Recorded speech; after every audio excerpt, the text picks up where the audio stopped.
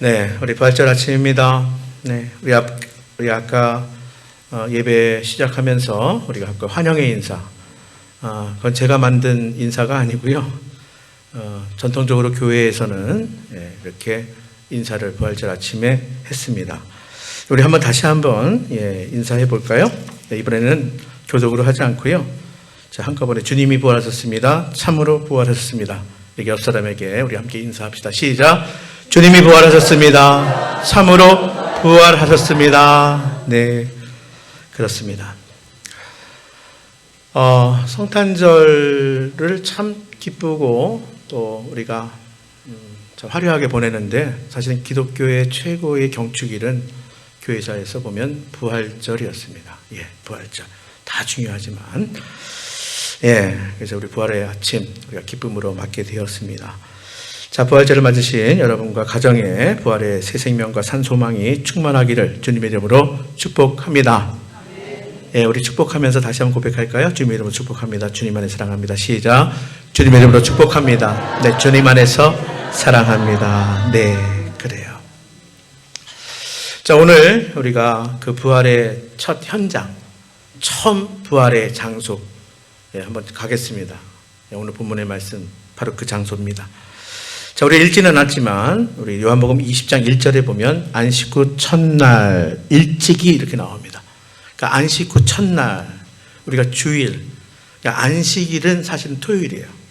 그래서 안식 후 첫날, 그러니까 바로 오늘 새벽 예수님께서 부활하신 거예요.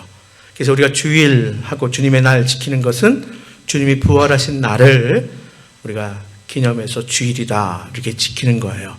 그래서 우리가 요한복음 20장 처음에 안식 후 첫날 안식일 토요일이고 그 다음 날이니까 첫날은 지금 우리가 지키는 주일이고요.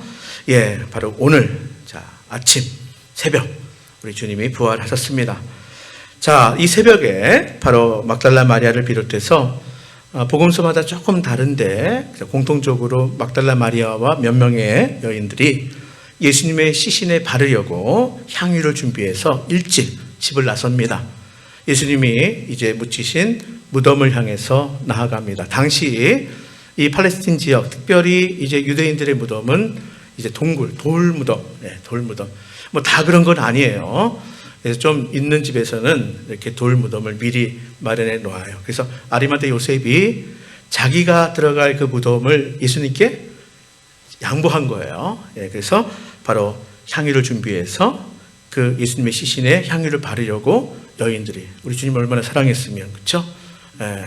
금요일 날 돌아가셨는데 안식 후 첫날에 안식일 날은 아무 일도 못하니까 바로 그러니까 어떻게 보면 가장 먼저 달려간 거예요.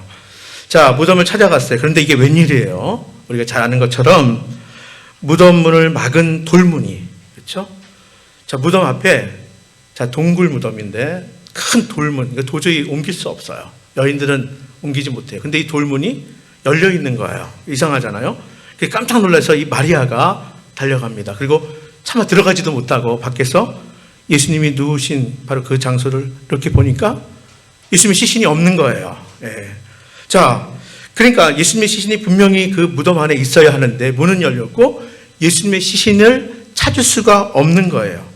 자, 그런데 오늘 본문 우리가 읽은 말씀에 보니까 11절부터 우리가 읽었는데요. 11절 말씀에 이 모든 광경을 보고 마리아가 뭐 했다고요? 울었다고요. 그러니까 무덤 안에 시신이 없는 모습. 마리아가 막 울어요. 근데 원래 신약 성경은 원어가 헬라어예요. 그래서 이 원문에 보면 아주 슬피 울었다. 아주 슬피 울었다. 이렇게 기록되어 있어요. 저는요, 사실은 부활절날 우리가 사복음서를 통해서 부활의 기사를 보는데 이 본문을 대할 때마다 사실은 항상 이런 생각을 좀 해봤어요. 자, 예수님의 시신이 없어서 울었어요. 크게 슬피 울었어요. 예수님의 시신이 없는 게 울 일인가? 그럼 예수님의 시신이 있으면 어떻게 해요? 안 울 건가? 기뻐할 건가? 이런 생각을 좀 해봤어요. 자, 오히려 예수님께서 살아생전에 공생의 그 기간에 내가 십자가에서 고난당하고 죽임당하고 내가 사흘 만에 살아날 거야. 이미 말씀하셨어요. 부활을 이미 예고하셨다고요. 그러면 이렇게 아침부터 찾아 나서는 그런 여인들이면 어떤 생각이 저는 그러면 시신이 없으면 부활하신 거 아니야? 이렇게 생각할 수도 있었을 텐데 그럼 시신이 없으면 예수님 부활하셨으니까 기뻐할 수도 있는데 그렇죠? 예. 근데 아주 슬피 크게 울었다 이렇게 기억하고 있어요. 자, 그런데 여러분 오늘 본문 그렇게 시작하는 거예요. 이 마리아가 아주 크게 슬퍼하며 울었다. 자, 그래서 13절 말씀에 우리가 읽었지만 천사가 뭐라고 이야기해요? 여자여 어찌하여 우느냐 이렇게. 어찌하여 우느냐. 천사가 뭐냐면 너 왜 우니? 예, 또 15절 말씀에 천사만 그런 게 아니라 15절에는 이번에 부활하신 주님이 마리아에게 여자여 왜 울며 누구를 찾느냐 이렇게 주님이 이야기하셔요. 그런데 우리가 누가복음 24장 5절 말씀에 보면 자, 요 대목이 이렇게 기록되어 있어요. 어찌하여 산 자를 죽은 자 가운데서 찾느냐. 예, 예수님이 마리아에게 이렇게 말씀하셨어요. 누가복음에 보면. 자, 그러니까 이게 뭐예요? 자, 울고 있는 마리아에게 다독다독거리고 야 울지 마 이게 아니라 어찌하여 산 자를 죽은 자 가운데서 찾느냐. 어찌하여 울며 누구를 찾느냐. 뭐가 담겨 있을까요? 어떻게 보면요 아쉽다. 우리 주님이 아쉽다 이런 표현 아니겠어요? 어쩌면 부드럽게 강하게 할 수는 없지만 부드러운 책망 아니겠습니까? 내가 분명히 말했는데 너 그냥 욜로 듣고 욜로 흘렸구나 이거 아니겠어요? 결국은 예수님의 측근조차도 이렇게 예수님이 고난당할 때 떠나지 아니한 이 여인들은 떠나지 않았어요. 그러니까 예수님 얼마나 사랑하는 거예요. 그리고 안식구 첫날에 정말 향유를 준비해서 예수님의 시신을 바르려고 온 얼마나 예수님을 사랑하면 그러니까 예수님의 어떻게 보면 가장 가까운 떠나지 않고 배신하지 않은 이들조차도 예수님의 부활에 대해서 기대나 믿음이 없었다는 것을 의미하지 않겠습니까? 그래서 빈무덤을 보고 슬퍼한 거예요. 울며 크게 슬퍼한 거예요. 자, 이어 누가복음 24장의 말씀을 보면요. 예수님께서 빨리 가서 내 형제들에게 이 소식을 전하라. 이렇게 예수님 말씀해요. 빨리 가서 내가 부활했다. 전해라. 자, 그래서 마리아가 예수님의 제자들에게 뛰어가서 예수님의 부활을 전해요. 자, 제자들의 반응이 어떻습니까? 한마디로 이야기해서 여인은 당시에 재판정의 증인도 못 돼요. 죄송합니다. 예. 여인이 그 정도 위치였다고요. 성경의 사람 수는 다 장년의 남성 수예요. 여인은 그냥 남편의 어떻게 보면 재산 정도 이렇게. 그래서 이 여인은 그러니까 하필이면 왜 예수님께서 첫 목격자로 이 여인을 삼아주셨는지 이건 정말 은혜예요. 그래서 빨리 가서 전해라 했는데 제자들이 자 물론 여인이 증거한 것을 무시한 것도 있을 수 있지만 제자들도 믿지 않았어요.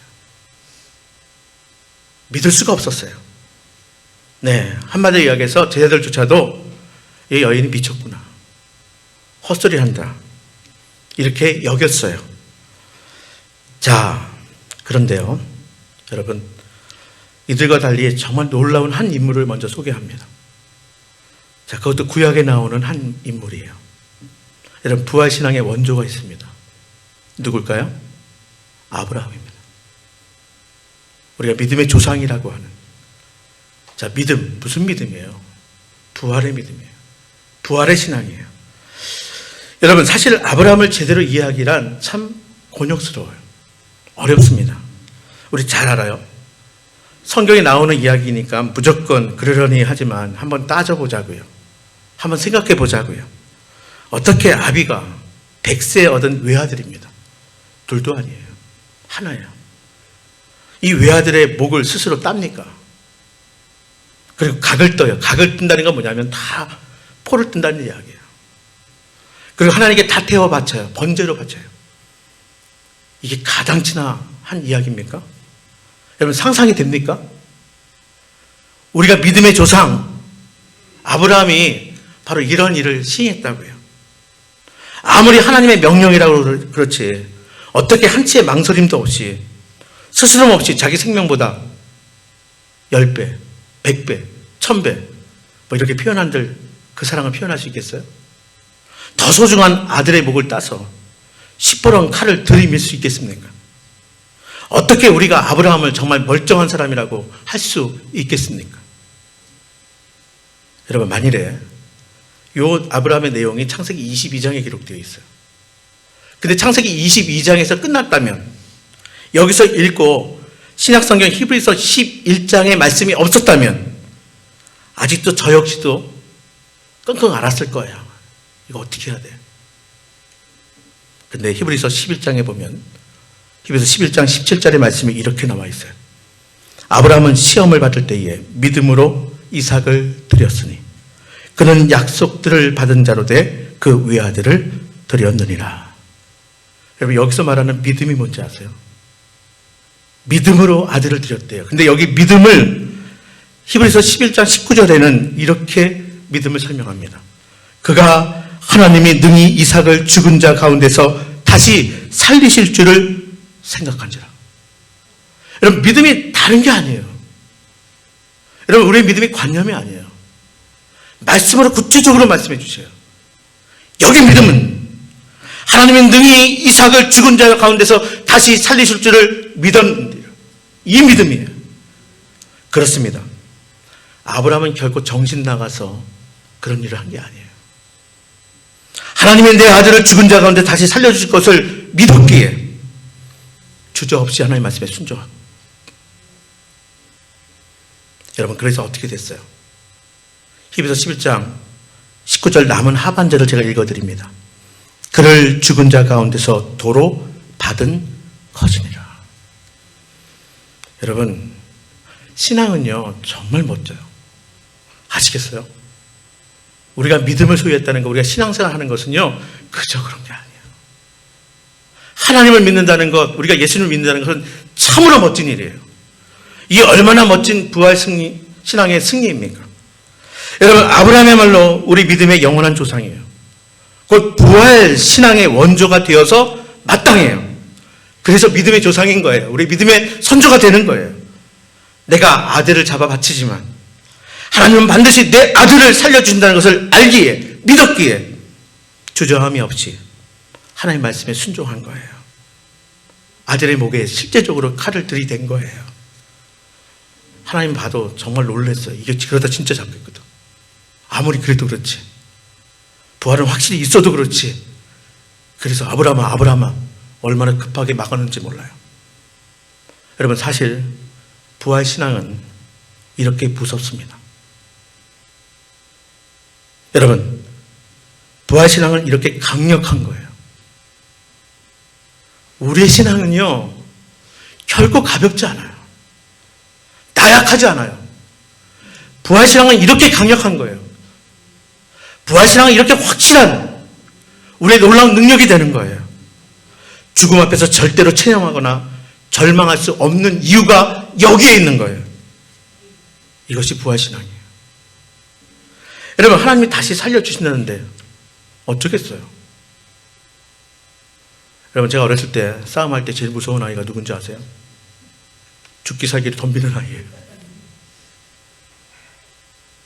세상이 우리를 무서워하는 이유가 뭔지 아세요? 하나님이 다시 살려주신다는데, 우리가 부활해서 영원히 산다는데. 아브라함은 이런 부활신앙에 자신의 인생을 건 겁니다. 아브라함이 바로 우리의 믿음의 조상이에요. 우리는 그 믿음의 계보 위에 선 사람들이에요. 우리는 아브라함의 이 믿음을 계승해야 될 사람들이에요. 이 얼마나 소망스러운 사실입니까? 세상의 이데올로기, 세상에 이야기하는 그런 주장들, 우리가 그 위에 서 있지 않다는 거예요. 우리 하나님 아버지도 그렇습니다. 아브라함처럼 당신의 독생자를 처절하게 십자가의 제단에 바쳤어요. 어떻게 그렇게 할 수 있으셨을까? 오직 하나예요. 부활하시기 때문에 그래요.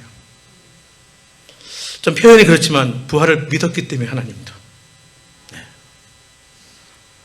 내 아들은 다시 살아난다는 거예요. 그래서 십자가 위에서 번제로 아들을 그대로 드린 거예요. 바친 거예요. 그 기대와 확신 그대로 예수님이 죽음 가운데서 죽었다가 사흘 만에 부활하신 거예요. 자, 우리 다시 한번 인사할까요? 주님은 부활하셨습니다. 시작. 주님은 부활하셨습니다. 참으로 그렇습니다. 시작. 참으로 그렇습니다. 네. 자, 그러면 부활이 무엇일까 하는 거예요.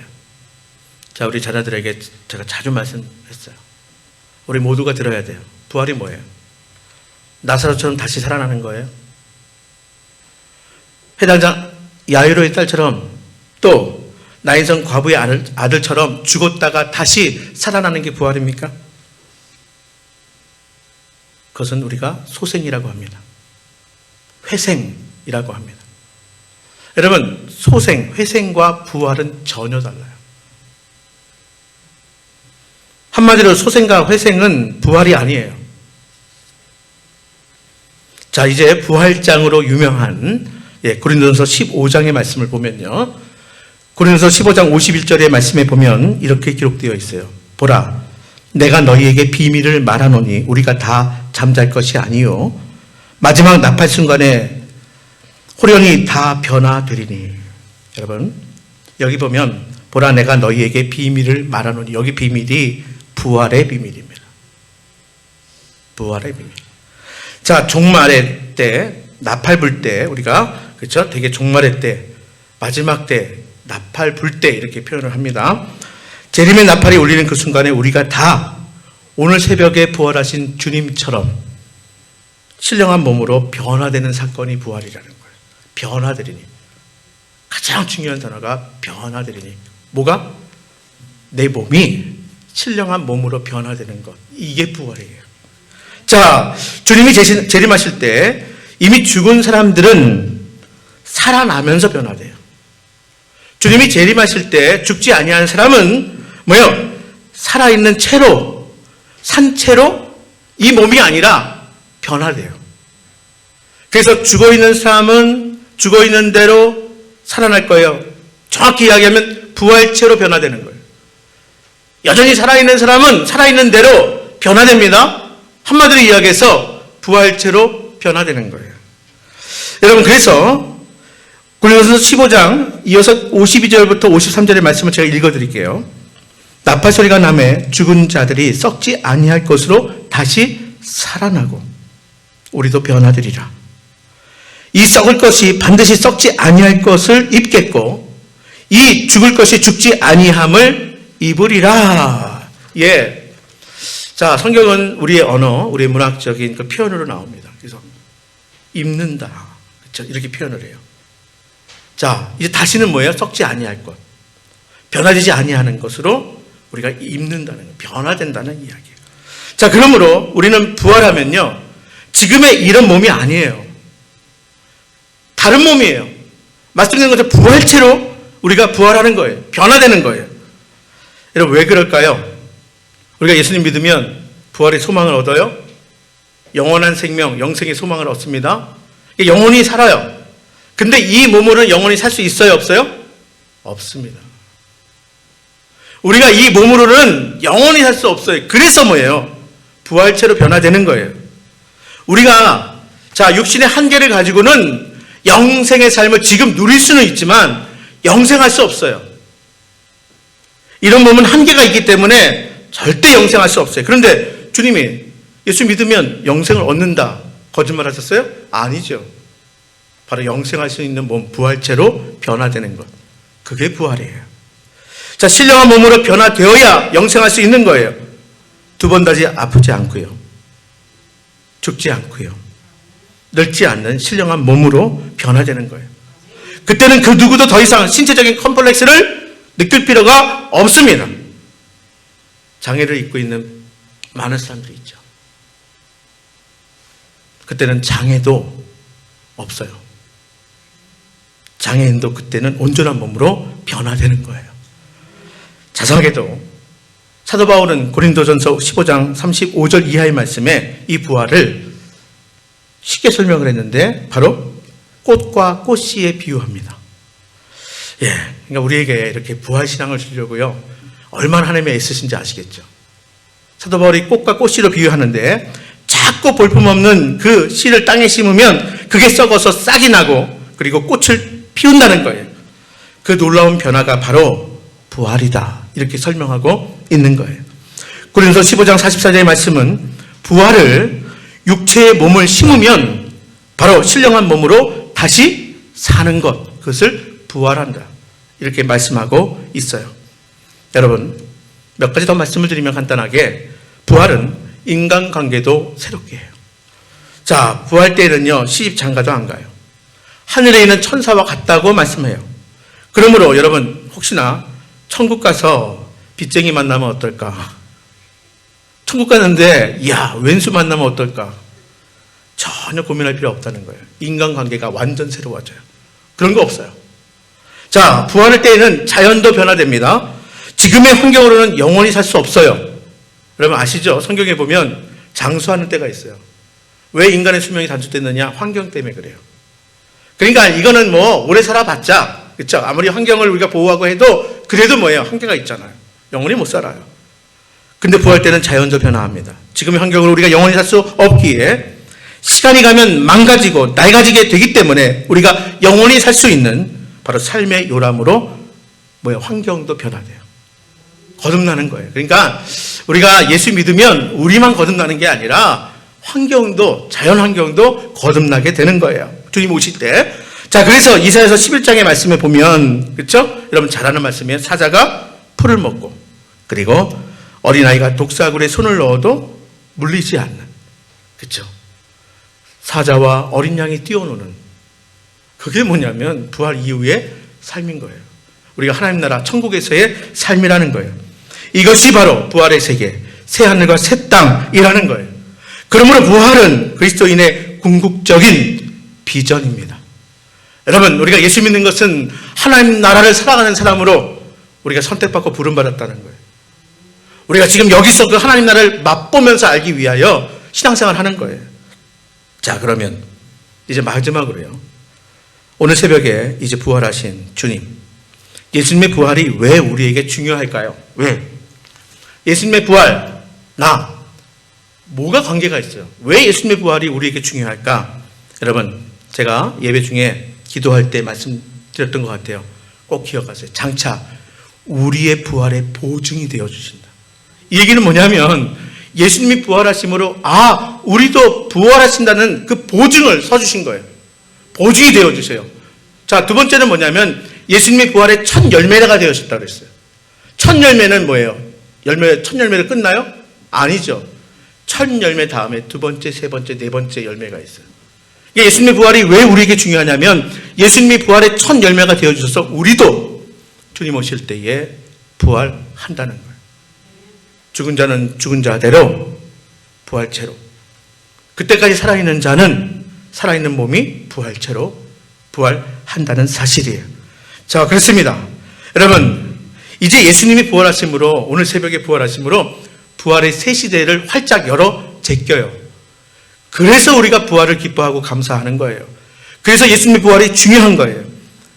여러분, 그렇습니다.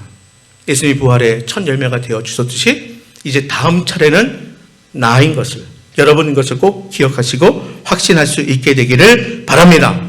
부활의 보장이 되어 주시고 또 보증해 주시고 부활의 첫 열매가 되어 주신 주님을 찬양하고 주님께 감사를 드립니다. 여러분, 부활의 소망이 없는 사람은 그 자체가 허무하고 절망입니다. 부활의 소망이 없으면 고통이고 비극일 뿐이에요. 왜 이 세상의 사람들이 소유의 많음에도 불구하고 왜 허무하고 절망 가운데 살까요? 부활의 소망이 없으면 그렇게 살 수밖에 없어요. 왜 성경에 그토록 걱정하지 말고 염려하지 말고 두려워하지 말라고 하셨을까요? 부활의 소망이 없으면 두려워하고 걱정하고 염려할 수밖에 없습니다. 삶 자체가 고통이고 비극이에요. 허무이고 절망이에요. 그럼 막달라 마리아가 예수님의 무덤 앞에서 운 것도 어쩌면 아니, 확실해요. 부활의 신앙이 없었기 때문에 그래요. 들었지만, 알고는 있었지만 부활의 신앙을 소유할 수 없었어요. 그러나 보십시오. 예수님이 부활하셨습니다. 참으로 부활하셨습니다. 그리고 여자여 어찌하여 우느냐. 예수님 말씀하셨잖아요. 부활하신 주님은 오늘 우리에게 그대여 어찌하여 우는가. 더는 빈 무덤을 향해 울지 마시기 바랍니다. 더는 절망 앞에서 울지 마시기를 바랍니다. 우리에게는 부활의 소망이 있습니다. 우리 주님의 부활이 곧 우리의 부활의 보증이 되어 주셨습니다. 우리 주님이 우리의 부활의 첫 열매가 되어 주셨습니다. 그래서 지금 내 뒤에서, 내 곁에서 우리 주님은 우리의 이름을 부르고 계십니다. 모두 주님의 음성을 듣고요, 눈물을 닦고요, 슬픔을 거둬들이시기를 바랍니다. 날마다 기쁨과 감사로 사시기를 주님의 이름으로 축복합니다.